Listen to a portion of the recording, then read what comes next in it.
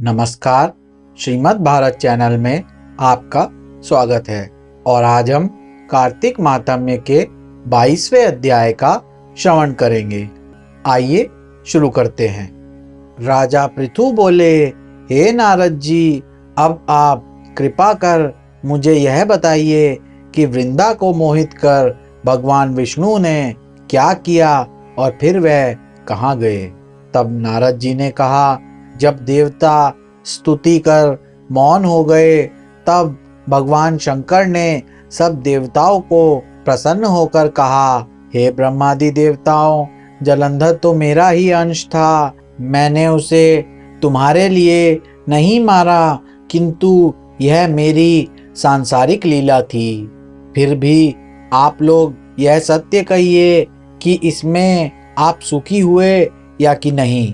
तब तो ब्रह्मा आदि देवताओं के नेत्र हर्ष से खिल गए और उन्होंने शिवजी को प्रणाम करके विष्णु जी का वह सब वृतांत कह सुनाया जो उन्होंने बड़े प्रयत्न से वृंदा को मोहित किया था तथा वह अग्नि में प्रवेश कर परम गति को प्राप्त हुई थी। देवताओं ने यह भी कहा कि तभी से वृंदा की सुंदरता पर मोहित हुए विष्णु उनकी चिता की राख लपेटे इधर उधर घूमते हैं। अतएव आप उन्हें समझाइए, क्योंकि यह प्रकृति सदा चराचर आपके अधीन है। देवताओं से यह वृतांत सुन शंकर जी ने उन्हें अपनी दुस्तर माया समझाई और कहा कि यह सारा जगत उसी के अधीन है। उसी से मोहित विष्णु भी काम के वश में हो गए हैं। परंतु महादेवी उमा त्रिदेवी की जननी सबसे परे है। वह मूल प्रकृति परम मनोहर और वही गिरिजा भी कहलाती है। अतएव विष्णु का मोह दूर करने के लिए आप सब उनकी शरण में जाइए। यदि वह प्रसन्न हो जाएंगी तो आप सबका कार्य हो जाएगा।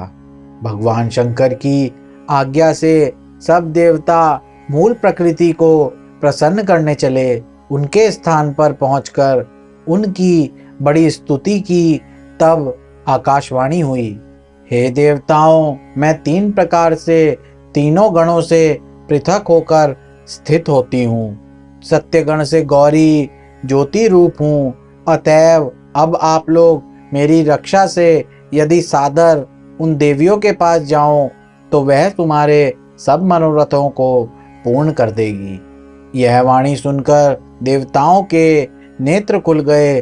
वह भगवती का आदर करते हुए गौरी, लक्ष्मी और सरस्वती को प्रणाम करने लगे।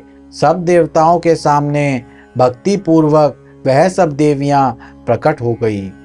सब देवताओं ने प्रसन्न होकर भक्ति पूर्वक अपना निवेदन किया। देवियों ने कुछ बीज देकर कहा, इन्हें ले जाकर दे दो, तुम्हारे सब कार्य सिद्ध हो जाएंगे। ब्रह्मा आदि देवता उन बीजों को लेकर भगवान विष्णु के पास गए और वृंदा की चिता भूमि में डाल दिया। उससे धात्री, मालती और तुलसी प्रकट हुई। भगवान विष्णु ने जो ही उन स्त्री रूप वाली वनस्पतियों को देखा वह उठ बैठे। कामासक्त चित्त से मोहित हो उनसे याचना करने लगे।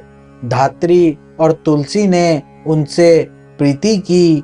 विष्णु जी सारा दुख भूलकर देवताओं से नमस्कृत होकर अपने लोक को चले गए। अब वह पूर्ववत सुखी होकर भगवान शंकर का स्मरण करने लगे। यह आख्यान शिवजी की भक्ति देने वाला है। और इसी के साथ हमारे कार्तिक माहात्म्य का 22वां अध्याय भी समाप्त होता है।